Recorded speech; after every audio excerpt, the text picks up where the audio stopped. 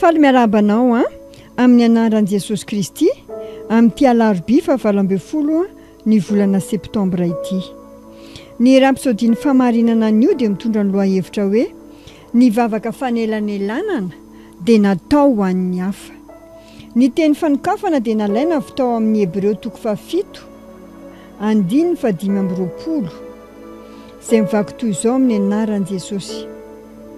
Koa amin'izany dia mahavonjy tokoa izay manantona an'Andriamanitra amin'ny alalany izy, satria velona mandrakizay hanao ny sitrapony fifonana ho azy ireo.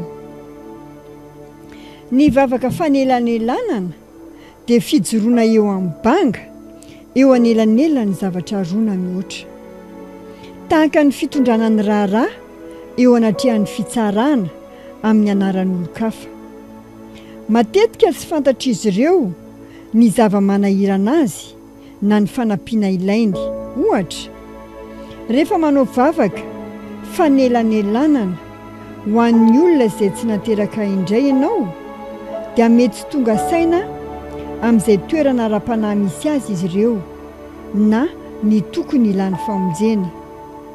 Amin'ny toe-javatra toy izany, ianao dia mitondra eo anatrehan'Andriamanitra amin'ny anaran'izy ireo antonantony, mitondra ny tsy fahalalany sy ny tsy fananany fatakarana momba ny zavatra ara-panahy eo anatrehan'ny tompo. Saina ny fomba namaritan'Andriamanitra ho an'ireo mponina tao Ninive tamin'ny Jona. Tsy nahafantatra izay tsara sy ratsy izy ireo.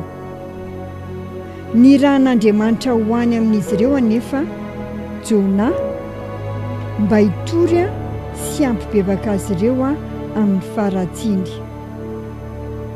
Mahavariana fa nandray ny afatry Jona tamin'ny fony rehetra ny mponina tao Ninive, nanomboka tamin'ny mpanjaka ka hatramin'ny sarambabem-bahoaka, ka nibebaka ny fahadianana sy ny tafilamba fisaonana ho mariky ny fisaonana sy ny fibebahana. Nampihetsi-po an'Andriamanitra ny fibebahana niraisan'izy ireo ao amin'ny Jona 4:1 misy an'izany. Rehefa avy namonjy any Ninive Andriamanitra dia nanazava ny fangoram-pony tamin'ny Jona hoy izy: ary moa izao tsy mba hanany amin'ny Ninive, ilay tanàna lehibe izay misy olona maherin'ny 2 alina sy 1 hetsy, izay tsy mahafantatra ny havanany sy ny haviany, sady be biby fiomby koa.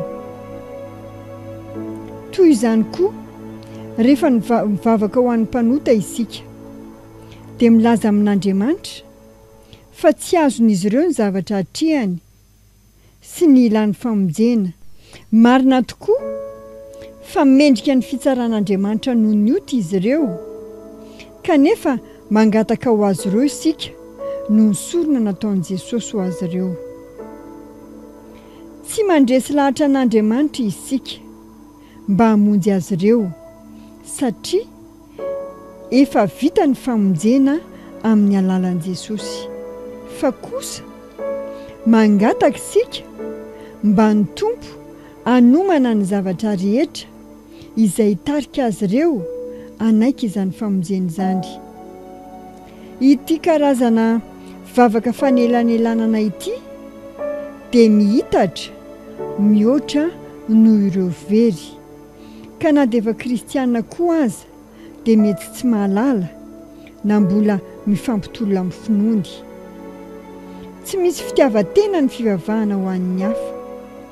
Misolo vava azy ireo ao anaty vavaka eo anatrehan'Andriamanitra, na fantanya izay ilainy na tsy averiko indray. Misolo vava azy ireo ao anaty vavaka eo anatrehan'Andriamanitra, na fantanya izay ilainy na tsy.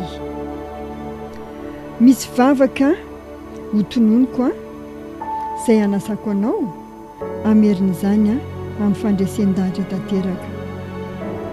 Ray malalo